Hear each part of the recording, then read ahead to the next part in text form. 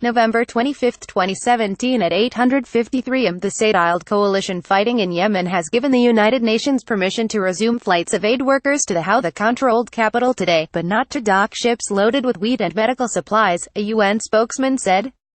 The coalition fighting the armed Houthi movement in Yemen said on Wednesday it would allow aid in through the Red Sea ports of Hudaydah and Salif, as well as UN flights to Sana'a, more than 2 weeks after blockading the country. About 7 million people face famine in Yemen and their survival is dependent on international assistance. The coalition has given clearance for UN flights in and out of Sana'a from Amman today, involving the regular rotation of aid workers, said Jens Leerk, spokesman of the UN Office for the Coordination of Humanitarian Affairs OCHA.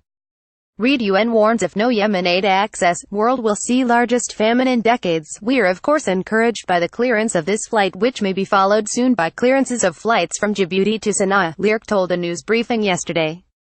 But no green light has been received for UN requests to bring humanitarian supply ships to Hudaydah and Salif ports, he said.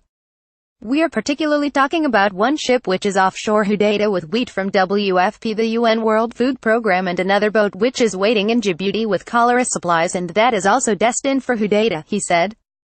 We stress the critical importance of resuming also commercial imports, in particular fuel supplies for our humanitarian response, transportation and so on, and for water pumping, Leerk said.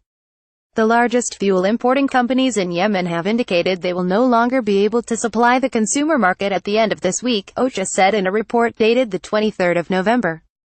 UNICEF is also waiting to send vaccines, aid sources said. The charity Save the Children said an estimated 20,000 Yemeni children under the age of 5 were joining the ranks of the severely malnourished every month, an average of 27 children every hour.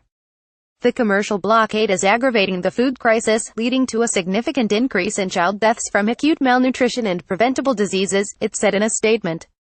The U.S.-backed coalition closed air, land and sea access on the 6th of November, in a move it said was to stop the flow of arms to the Houthis from Iran. The action came after Saudi Arabia intercepted a missile fired toward Riyadh. Iran has denied supplying weapons. Jan Egeland, a former UN aid chief who heads the Norwegian Refugee Council, speaking to Reuters in Geneva on Thursday, said of the blockade, "In my view this is a legal collective punishment. After more than 2 weeks of blockade of these ports, there are various kinds of supplies essential for fighting famine, for fighting cholera and other types of humanitarian threats that millions of people are facing in Yemen today," Leerk said. Impoverished Yemen has remained in a state of civil war since 2014, when Houthi rebels overran much of the country, including the capital Sana'a. In 2015, Saudi Arabia and its Arab allies launched a massive air campaign aimed at reversing Houthi military gains and shoring up Yemen's embattled government. According to UN officials, more than 10,000 people have been killed in the war, while more than 11% of the country's population has been displaced.